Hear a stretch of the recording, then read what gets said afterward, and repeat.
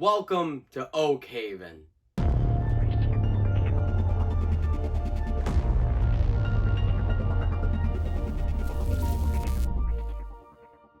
Hey guys, it's Chris, and in today's video, I'm talking about Scooby Doo and the Witch's Ghost. Let's get into it!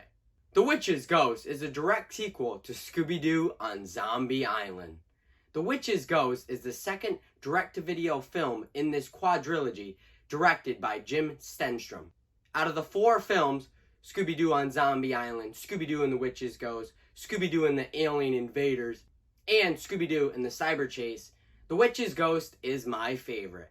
After a museum mystery, the gang meets the famous horror writer Ben Ravencroft. Ben invites the gang to his hometown in Massachusetts, Oakhaven. The town was founded by Puritans back in the 1600s. Once arriving in Oakhaven, Ben and the gang learn that the town is being haunted by Ben's ancestor, Sarah Ravencroft.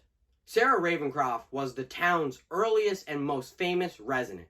Sarah was prosecuted as a witch for her crimes in 1657. A group of wiccans, or white witches, imprisoned her in her own journal. They buried her journal near a large oak tree. Ben tries to prove to the town and the gang Sarah was not a witch. She was a medicine woman. She was a wiccan and she was accused because of her eccentric ways. Ben wants to find Sarah's journal to prove she was innocent. The Witch's Ghost is the first Scooby-Doo film that features the Hex Girls. After The Witch's Ghost, the Hex Girls has appeared a bunch of times throughout the Scooby-Doo universe. The Hex Girls hyper-stylized the film with their catchy, gothic, rock and roll music. The Hex Girls are just as memorable as the witch herself. I'm gonna cast a spell on you. Or earth, wind, fire, and air. We may look bad, but we don't care. In the final act, the gang unmasked the Witch's Ghost. The Witch's Ghost was Mr. McKnight. The town's business owners created the fake ghost to attract tourists. The mayor and Mr. McKnight were the main masterminds of the whole scheme. They lined their pockets by dragging Sarah Ravencroft's name through the mud. The gang and the others believe the mystery is solved. Earlier in the film, Scooby dug up an old shoe buckle. Thelma realizes this buckle belonged to Sarah's journal. The gang and the others follow Scooby to where he found the old shoe buckle. Scooby digs up an old wooden box. Ben is elated about the box. He finally found Sarah's journal. Ben reveals to the gang he wasn't looking for Sarah's journal. He was looking for her spellbook. This is an unforgettable twist that changes your point of view towards Ben.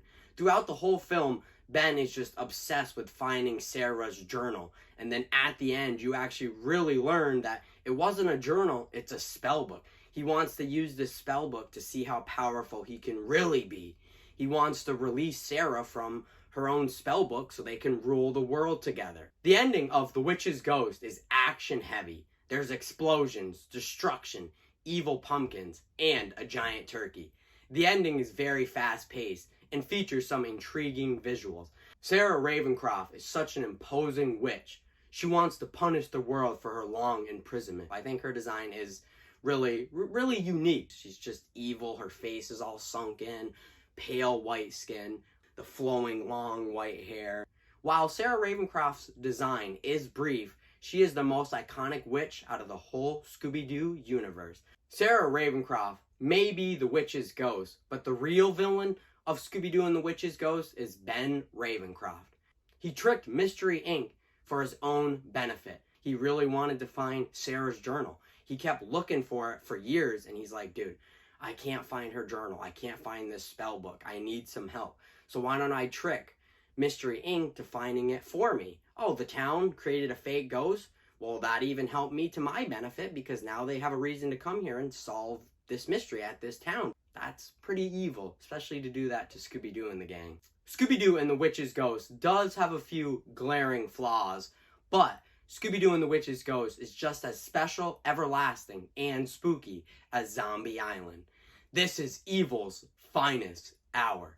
I figured I talked about Spider-Man a ton these last couple months, so I figured do something different. I haven't talked about Scooby Doo in a while, so that's why I was like, you know what? I'm going to talk about one of my favorite direct-to-video Scooby Doo movies from the late 90s. I'm Spider-ManChris, and I'll see you in the next one.